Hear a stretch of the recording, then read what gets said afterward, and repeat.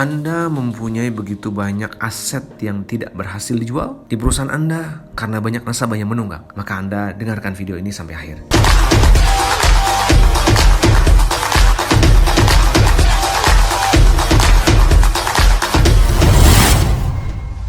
Assalamualaikum, semangat pagi. Jika Anda adalah perusahaan yang mempunyai kewajiban yang dibebankan kepada nasabah dan akhirnya tidak bisa dilaksanakan oleh nasabah tersebut, maka Anda adalah salah satu perusahaan yang wajib mendengarkan video ini. Kita mengenal bahwa ada kredit yang bermasalah dan harus mempunyai agunan, apapun itu bentuknya, atau kredit yang diberikan dalam bentuk barang. Kredit dalam bentuk agunan seperti agunan rumah, ruko, kos-kosan, atau kredit yang memberikan barang sebagai hasil yang harus diberikan dan nanti akhirnya bisa direposisi seperti misalkan kredit motor. Maka video ini adalah sebuah referensi bagi Anda dalam melakukan manajemen aset kita. Sebelum berlanjut, izin saya untuk like, share, subscribe, bunyikan lonceng notifikasinya sehingga video ini bisa memberikan manfaat bagi Anda semua. Kita ketahui bahwa semua pembiayaan ada yang tanpa agunan, ada yang dengan agunan, atau ada yang diberikan dengan barang tersebut. Contohnya kredit motor.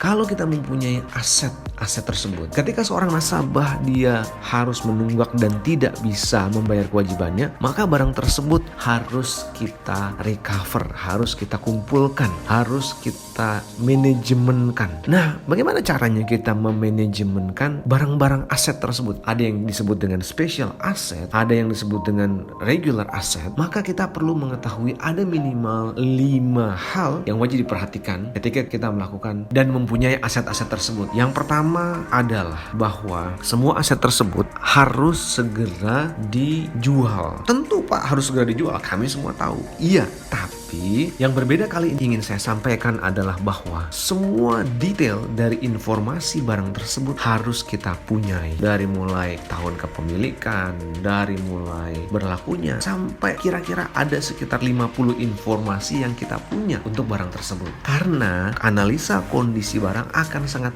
bisa membantu kita membuat strategi yang terbaik. Yang kedua, mempunyai koneksi dengan pihak yang ketiga. Karena aset-aset ini tidak mampu dan lebih kemungkinan gagal untuk kita pelihara kalau kita mengelolanya sendiri. Dan mereka punya keahlian khusus dibandingkan dengan kita. Banyak saat ini perusahaan yang tidak mau melakukan itu karena malas untuk berhubungan dengan pihak ketiga. Kenapa? Karena complicated, karena ribet, dan tidak punya waktu. Padahal justru dengan kita memberikannya kepada pihak ketiga, maka pihak ketiga lah yang akan membebaskan waktu Anda dan mereka berfokus di situ. Tidak ada yang lebih baik kecuali gambaran itu. Yang ketiga, mempunyai laporan terhadap aktivitas barang atau aset tersebut dari para pengelolanya. Laporan aktivitas terhadap aset dari para pengelola ini sangat penting untuk dicatat. Saat ini malas kita mencatat hal itu karena kita tidak mempunyai sistemnya. Kita tidak punya waktu. Mereka sibuk dengan kegiatan masing-masing. Sedangkan aset ini terasa sulit untuk dijual. Padahal sebenarnya keberhasilan dari sebuah hasil dimulai dari keberhasilan proses menuju hasil tersebut. Salah satu proses yang dibutuhkan adalah proses apakah tim kita pernah mengakses, memberikan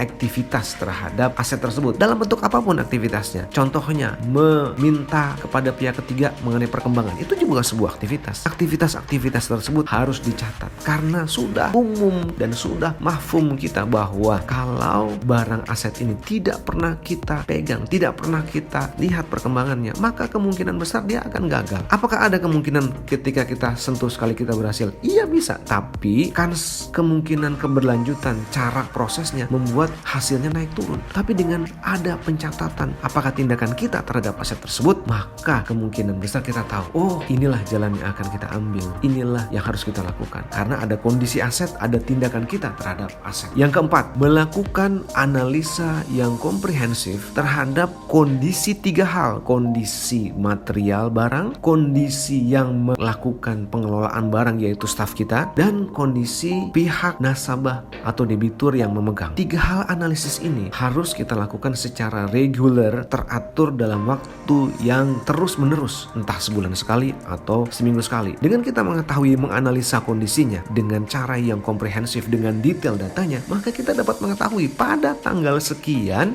mana yang paling bisa possible untuk kita lakukan strategi tertentu. contohnya untuk lelang, contohnya untuk jual secara independen, dan sebagainya. Yang kelima, yang paling penting adalah terus memberikan motivasi, edukasi kepada seluruh staf di perusahaan kita bahwa aset-aset ini adalah aset perusahaan yang wajib dijual, wajib dikelola oleh tidak hanya unit ini saja, tapi oleh seluruh karyawan. Libatkan seluruh karyawan sebagai pengelola, sebagai orang yang mencari investor terhadap aset-aset ini. Dengan melibatkan seluruh karyawan, maka karyawan akan jauh mengetahui bahwa kondisi perusahaan ada dalam kondisi yang tidak mudah. Karyawan akan lebih peduli untuk menawarkannya kepada orang lain di sekeliling circle-nya, di sekeliling lingkungannya. Kalau kita punya 100 karyawan dikali dengan 7 nama yang bisa dia referensikan, kita sudah punya 700 potensial pembeli atau investor. Kesimpulan terakhir ingin saya sampaikan adalah bahwa dengan 5 tips tadi, semua aset-aset ini kalau kita serius bisa kita jual, bisa kita lelang, bisa kita manfaatkan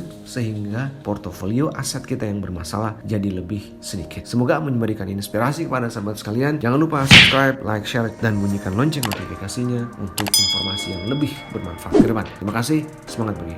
Jangan lupa subscribe, like, comment, and share, dan bunyikan lonceng notifikasinya.